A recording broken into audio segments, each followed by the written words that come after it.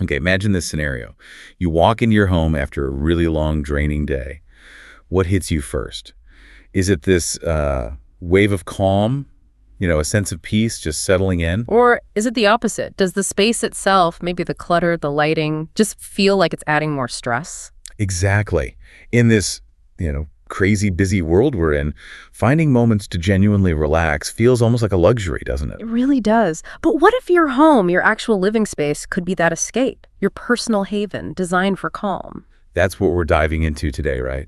How to actually transform your home into a true sanctuary, a peaceful space for calm, for mental well-being. Precisely. We're going to unpack some really interesting insights, stuff from psychology, design ideas, like Higg will get into that, even some hard science on things like air quality. And the goal is to show how even small, intentional changes, things you can actually do, can have a really profound impact on your health, your mind, your spirit. Yeah, minimal effort, maximum well-being. That's the idea. Okay, so where do we start? Let's talk about the senses. They're so primal. First up, scent, aromatherapy. Right. Using essential oils, these natural plant extracts, it's not new. People have been doing this for centuries as a pathway to peace. And it's more than just smelling nice, isn't it? There's actual science behind it. Oh, absolutely. We're talking about a direct neurological impact. These natural compounds can genuinely help reduce stress hormones, ease headaches, even improve sleep quality quite significantly. But the real power, I think, comes from finding your signature fragrance. Not just grabbing any oil, but understanding the different properties, like lavender for calm, citrus for uplift, and figuring out what truly resonates with you. Okay, that makes sense. But I can see someone listening feeling a bit overwhelmed, like, where do you even begin finding your scent without ending up with, a drawer full of tiny bottles you never touch? Yeah. Any common mistakes? That's a really great point. It can be daunting. My advice, don't just buy a dozen oils randomly. Think about scent families you're naturally drawn to. Are you more earthy, like sandalwood? Or maybe bright citrus, calming florals like lavender or chamomile. Start there. Yeah, start there. Then maybe invest in one or two good quality oils from that family and a decent diffuser, one that, fits your space and style. And diffusers aren't the only way, right? Not at all. You can layer scents. Scented candles are great because they add that warm, flickering glow too. It's multi-sensory. It shifts the whole feeling of a room. Makes it feel cozier, more sophisticated maybe. I also find room sprays super handy, for a quick burst of freshness, especially after cooking or just for an instant reset. Totally. And the bigger picture here is integrating these into rituals, like a warm bath with a few drops of essential oil, letting your muscles really unwind. Sounds lovely. Or even just a simple thing like taking 5 minutes to meditate or do some deep breathing in a cozy corner that smells calming. It can make a huge difference to your day. That sounds incredibly restorative. Yeah. But we should add a quick safety note, shouldn't we? Essential oils are powerful. Crucial point, yes. Always dilute essential oils with a carrier oil like jojoba or almond oil if you're putting them on your skin. And do a patch test first. Check for any reactions. They have different properties. Some can be irritating. Better safe than sorry. Definitely. Okay, so from scent, let's move to sight. Lighting. Especially natural light. Yes, daylight is fundamental. It's like this master clock for our bodies, our circadian rhythms, keeps us alert during the day, helps us sleep at night. And the lack of it, well, studies consistently link low natural light to higher rates of depression, including SAD, seasonal affective disorder. I read something fascinating from Denmark, actually, that just a couple of hours of daylight exposure can significantly lower depression risk. And homes with lots of natural light, people living there report higher happiness scores, like above 7 out of 10. It sounds almost too simple, but cleaning your windows regularly, it's not just about looks. You're literally removing barriers to that natural energy source. Dust, streaks, they dim the light that cues our bodies. It's a small act with a potentially big payoff for mood and sleep. And thinking bigger picture, architecturally speaking, even ancient architects like Vitruvius knew this. He had recommendations for room lengths based on window height to make sure light spread properly. Really? Like what? Well, for instance, if your windows are, say, 3 feet tall, he suggested the room shouldn't be much longer than 12, maybe 15 feet to keep it well lit. So thinking about window placement, size, even skylights, it all makes a difference. It's not just about maximizing the daylight you do have, though. It's also about the artificial light, right? Yeah. Avoiding those harsh overheads. Absolutely. Harsh, bright light everywhere can feel really jarring, almost clinical. Instead, think about creating softer pools or islands of light, mood lighting, warm, cozy glows that match the feeling you want in that room.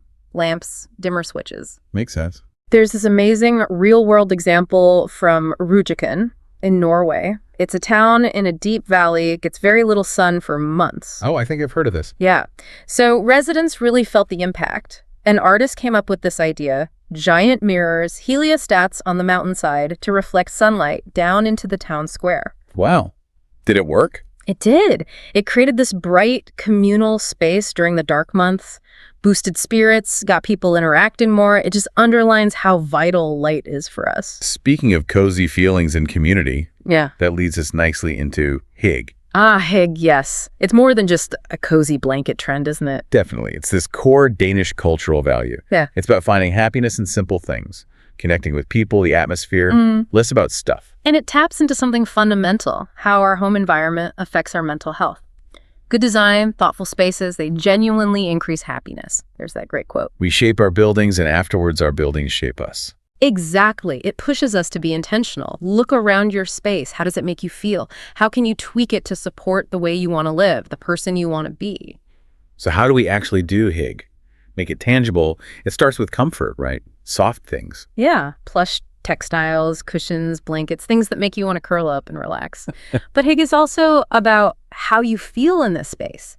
And interestingly, that feeling of well-being is often more connected to feeling like you have enough space rather than the actual square footage. Which brings us to decluttering, the big one. The big one indeed, because that feeling of spaciousness, it's often more important for happiness at home than how many square meters you have. And decluttering is key to achieving that feeling.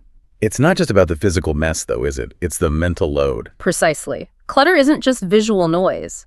Each item you see that's out of place, that doesn't have a home, it's like an unresolved decision demanding a tiny bit of your brain power. It leads to decision fatigue, saps your mental energy. So it's less about perfect tidiness, more about freeing up your mind. Exactly. Reclaiming mental freedom from that constant low-level visual distraction and nagging to-do list that clutter represents. That whole cycle, the clutter, the overwhelm, the feeling stuck, I think that resonates with a lot of people listening. It feels huge. Yeah.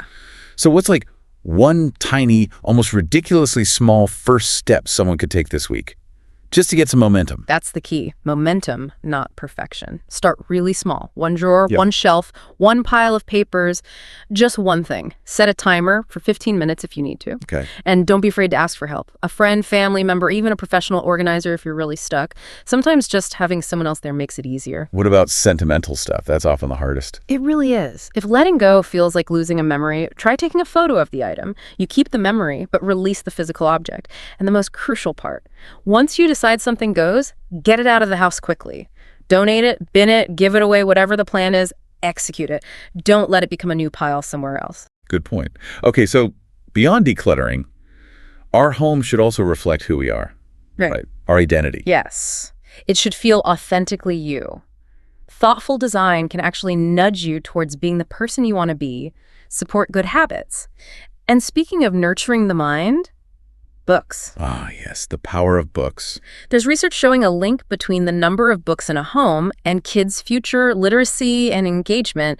It's like background nourishment for the brain. And that connects to bibliotherapy. Exactly. Using books to help people process their own issues by connecting with characters facing similar struggles.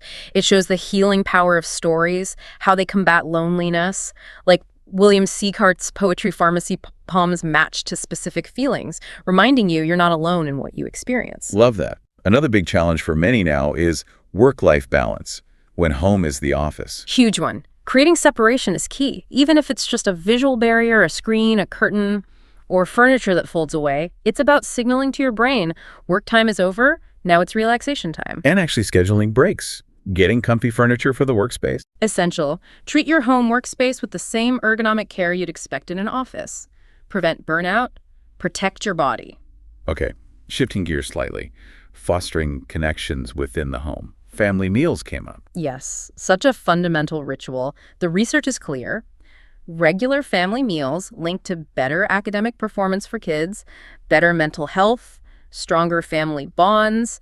The kitchen often becomes the social hub. And making them more engaging. You mentioned things like preparing food together. Yeah, like serving something interactive, prepping artichokes, making your own spring rolls. It turns dinner from just eating into a shared activity, builds memories. And creating an inclusive atmosphere, the vacant chair idea. Right, always leaving space for a newcomer, physically and metaphorically. And using round tables, they're inherently more egalitarian.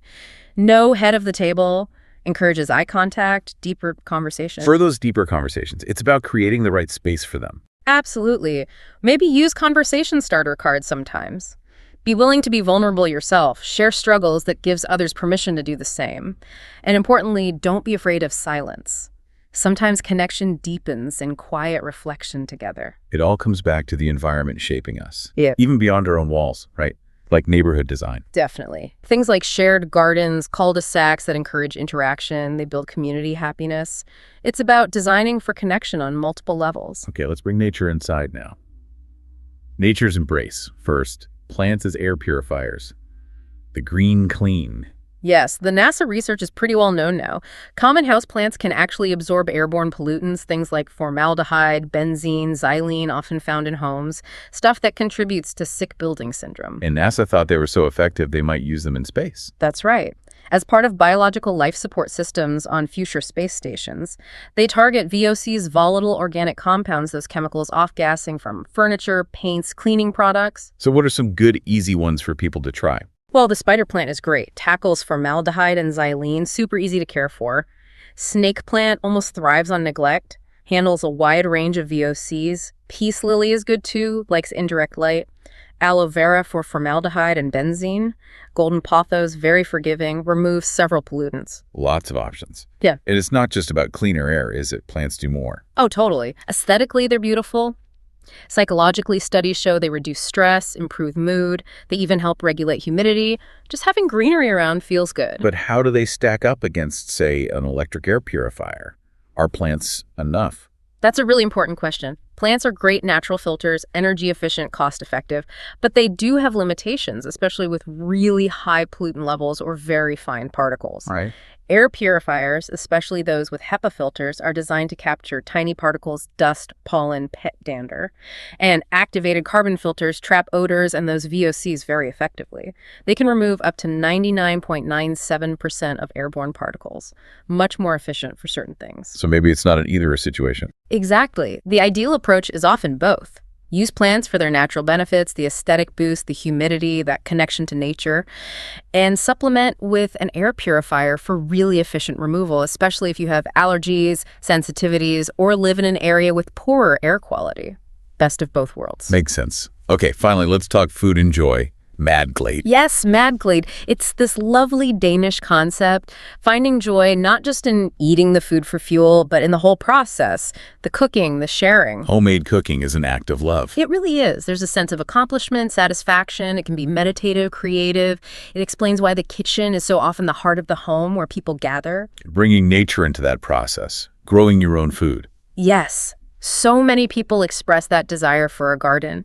Even small-scale indoor growing herbs on a windowsill, maybe some simple veggies, fosters this incredible sense of peace, self-sufficiency, connection to nature. It's very therapeutic. And it ties into mindful consumption too, right? Reducing waste. Absolutely. Simple things like having a use me soon shelf or retirement shelf, as you called it, in the fridge, or having a few go-to catch-all recipes for using up leftovers, turning potential waste into something delicious. It comes back to that Hig idea, doesn't it? The joy is in the connection, the experience, not just the stuff. Precisely. The laughter around the table, the shared moments preparing food, that's what makes a house a happy home, far more than expensive furniture. Wow. Okay. We've covered a lot. So pulling it all together, the key takeaways. I think the main thing is that creating your home sanctuary isn't about massive renovations or spending loads of money. It's about small, intentional choices. Right. Engaging your senses, calming scents, good light. Nurturing connection through how you design and use your space.